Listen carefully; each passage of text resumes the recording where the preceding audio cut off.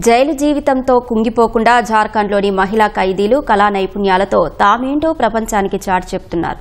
జార్ఖండ్లో ప్రసిద్ధి చెందిన సోహ్రాయ్ పెయింటింగ్స్ను గీస్తూ దేశ విదేశాల్లో ఖ్యాతిని సంపాదిస్తున్నారు. ఇదొక సంప్రదాయ వాల్ పెయింటింగ్.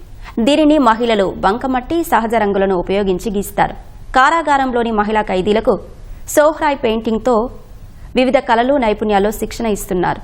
సోహ్రాయ్ పెయింటింగ్లను మార్కెట్లో విక్రయించడానికి సన్నాహాలు జరుగుతున్నాయని జైలు అధికారులు వెల్లడించారు.